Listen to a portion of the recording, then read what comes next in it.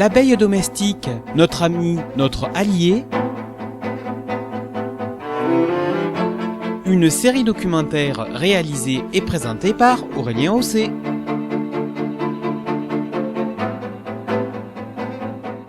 Bonjour, aujourd'hui nous allons parler des produits de la ruche et particulièrement du miel. Nous l'avons vu, l'apiculture est l'art d'élever et de soigner les abeilles domestiques en vue de récolter les produits de la ruche, principalement pour notre consommation alimentaire. Toutefois, s'ils sont utilisés par l'homme sur presque tous les continents, ils ne concernent pas tout le monde. En effet, les pratiques alimentaires excluent les produits de la ruche. Le végétarisme occidental classique autorise la consommation du miel, mais ce n'est pas le cas du végétalisme, qui exclut les sous-produits d'origine animale, et du véganisme qui exclut en plus la consommation de tout autre produit issu des abeilles, comme la cire. Les produits de la ruche constituent des denrées nobles que l'homme ne sait pas fabriquer. Ils peuvent être classés selon leur niveau de transformation par les abeilles. On distingue ainsi les produits bruts, c'est-à-dire récoltés, comme la propolis et le pollen, les produits récoltés et transformés dans les alvéoles, comme le miel, et les produits sécrétés par l'abeille, comme la gelée royale, le venin et la cire. Quoi qu'il en soit, ce sont des produits naturels et authentiques, prisés des consommateurs. Ces produits sont vendus seuls. On connaît tous par exemple les pots de miel, de pollen ou de gelée royale, ou mélangés dans des cocktails de bienfaits. À des fins revitalisantes, il n'est pas rare de trouver des produits à base de miel et de propolis, à base de gelée royale et de pollen, à base de miel, de propolis et de gelée royale, voire à base de miel, de pollen, de gelée royale et de propolis. Nous allons présenter en détail dans les prochains numéros ces produits de la ruche, voir comment ils sont fabriqués par les abeilles, quelle est leur composition, quelle est leur utilisation dans la ruche et leurs bienfaits pour l'abeille dans une certaine automédication, mais aussi pour l'homme qui les utilise comme complément alimentaire, comme médicament dans le cadre de l'apithérapie ou tout simplement comme produit de cosmétique. Toutefois, nous ne mentionnerons pas les dérivés des produits de la ruche comme l'hydromel, connu depuis des temps très reculés, cet alcool doux très anciennement connu, fabriqué à partir de miel, mis à fermenter dans l'eau, le vinaigre de miel, lui aussi fabriqué avec du miel et de l'eau, ou des aromels, mélange de miel et d'huiles essentielles de plantes, association thérapeutique utilisée par exemple en médecine naturelle.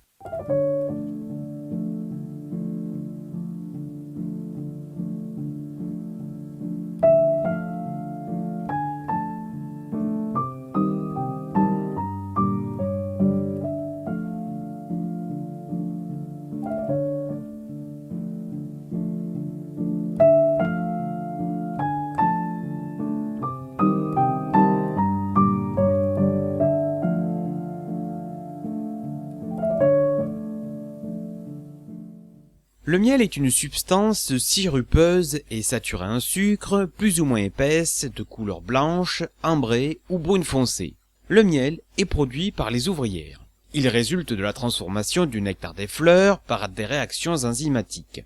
La production de miel peut aussi reposer sur le miellat, substance sucrée et visqueuse rejetée par les pucerons sous forme de gouttelettes sur certains arbres à fleurs comme les tilleuls et des résineux comme le sapin.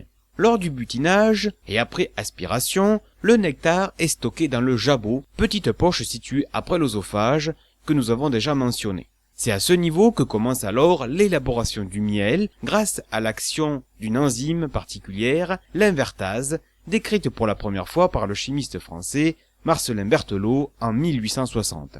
C'est une enzyme commune qui hydrolyse le saccharose du nectar en glucose et en fructose.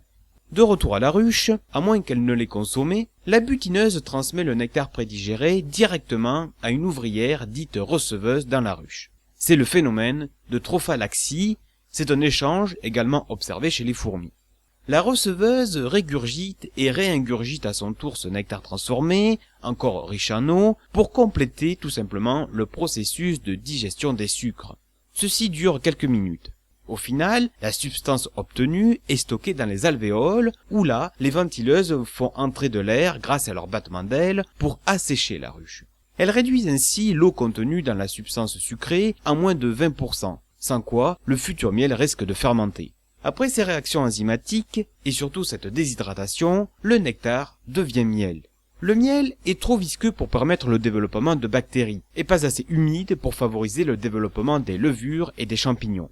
Les ouvrières colmatent ensuite les alvéoles remplies de miel par une couche de cire, que l'on appelle l'opercule, juste après avoir dégluti une gouttelette d'oxydase, une autre enzyme qui transforme cette fois-ci une infime partie du sucre en peroxyde d'hydrogène, un antiseptique. Le miel, imputrescible, est ainsi stocké et conservé pour longtemps.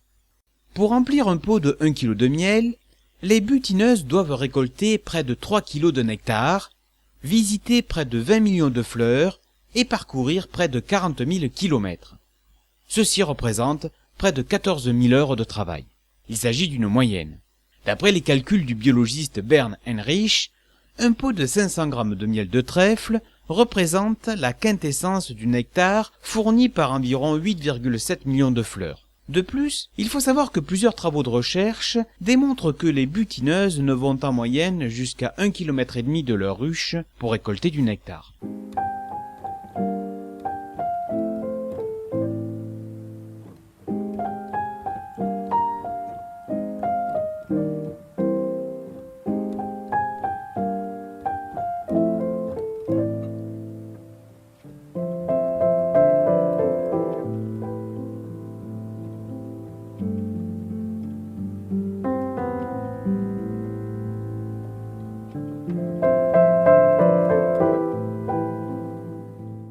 Nous le savons en qualité de consommateur, d'abord liquide, le miel tend naturellement à se solidifier. C'est la cristallisation du miel.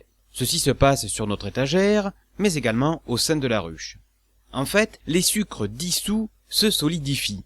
C'est un phénomène tout à fait naturel qui repose en fait sur la chimie des sucres. La cristallisation varie selon le profil glucidique du miel et particulièrement en fonction du rapport entre le glucose et le fructose. Si la formule chimique de ces deux molécules est identique, C6H12O6, leur configuration dans l'espace est très différente. La géométrie de la molécule de fructose est plus favorable aux liaisons avec les molécules d'eau que le glucose. Ainsi, elles sont mieux isolées les unes des autres, évitant ainsi la formation de petits cristaux. Plus le miel est riche en glucose, comme par exemple les miels de châtaignier, de lavande, tournesol ou de colza, plus il a tendance à se cristalliser. En revanche, un miel pauvre en glucose et par voie de conséquence riche en fructose, comme par exemple le miel d'acacia ou de sapin, cristallise beaucoup plus difficilement. La cristallisation tient aussi aux conditions de température et de conservation du miel. Plus il fait froid, plus le miel aura tendance à se solidifier. Il est toutefois possible de redonner de la fluidité au miel en le faisant par exemple doucement tiédir au bain-marie sans excéder les 40 degrés Celsius, sans quoi le miel perd de ses vitamines, sels minéraux ou de ses acides aminés. Quelle est la composition du miel justement ? Eh bien, il faut savoir que le miel, soluble dans l'eau à une densité de 1,4 à 20 degrés, est surtout une solution saturée en sucre. Il est composé de sucre naturel à hauteur de 80%. Nous l'avons annoncé, principalement de fructose et de glucose, à hauteur de 30-35%, mais aussi d'autres sucres comme le maltose ou le saccharose, sans oublier des sucres rares comme l'erlose, le kestose, le tréhalose et l'isomaltose. Le miel se compose également d'eau à hauteur de 17%. Il contient aussi des protides, et notamment 12 acides aminés essentiels. Il contient aussi des lipides et des acides gras, des vitamines du groupe B, des vitamines C et K, des enzymes, des flavonoïdes, ce sont des pigments naturels aux propriétés antioxydantes qui jouent sur la couleur du miel avec les caroténoïdes. Le miel contient aussi des minéraux comme le potassium, le calcium, le magnésium ou encore du fer, des oligoéléments en fonction des plantes bien évidemment qui ont été visitées par les abeilles, et d'autres substances comme des oestrogènes, des alcools, des esters, et des substances aromatiques d'origine botanique, comme par exemple pollen et levure. Tous les miels de grande production française sont d'une excellente qualité en termes d'apport en oligoéléments. La concentration pour un élément varie de miel à l'autre. Les miels de châtaignier et de tilleul sont 3 fois plus riches en potassium que le miel de lavande. Le miel de tournesol est l'un des miels les plus riches en calcium et en silicium. Le miel de châtaignier, contrairement au miel de thym, est riche en manganèse. Par contre, le miel de thym est l'un des plus riches en cuivre. Enfin, par exemple, contrairement au miel de luzerne, le miel de sapin est riche en phosphore.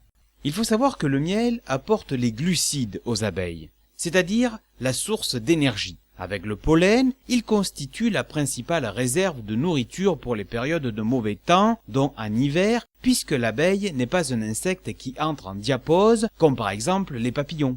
D'après la littérature, une colonie d'abeilles domestiques consomme près de 60 kg de miel par an. Si en plaine, une colonie consomme près de 10 kg de miel au cours de l'hiver, en zone de montagne, ce sera de 5 à 8 kg de plus, suivant l'altitude.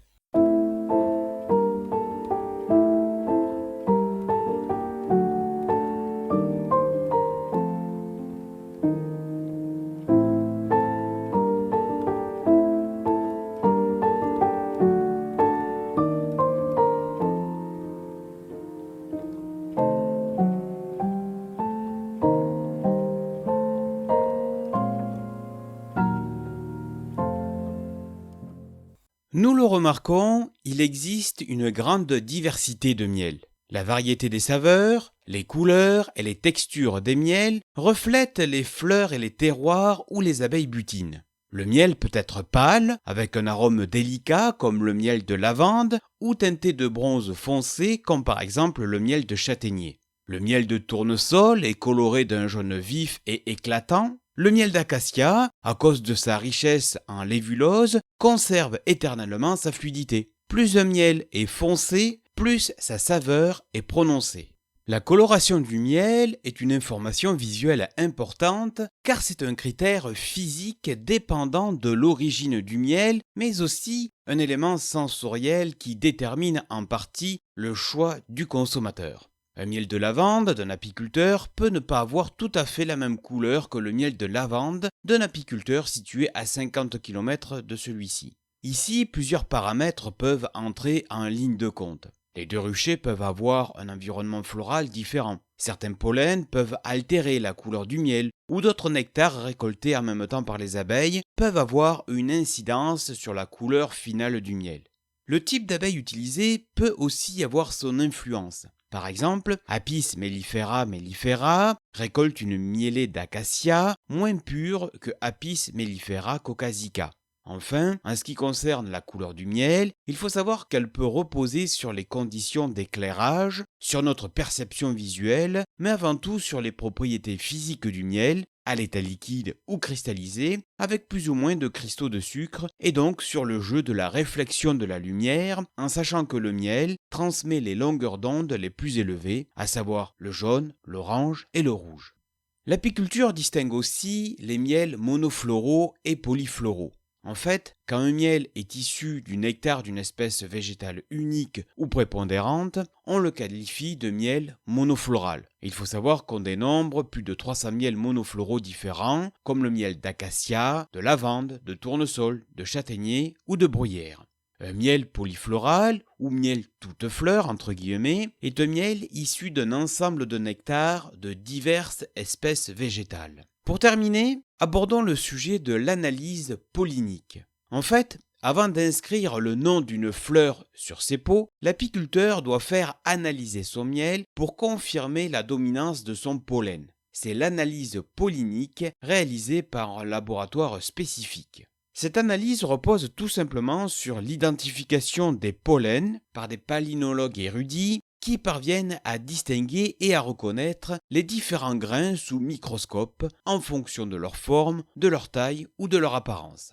On distingue ainsi 3 types de pollen dont le taux influe sur l'appellation du miel. Les pollens dominants, qui feront que le miel peut s'appeler par exemple miel de lavande si les pollens dominants sont ceux de lavande, les pollens d'accompagnement et puis enfin les pollens isolés ou rares.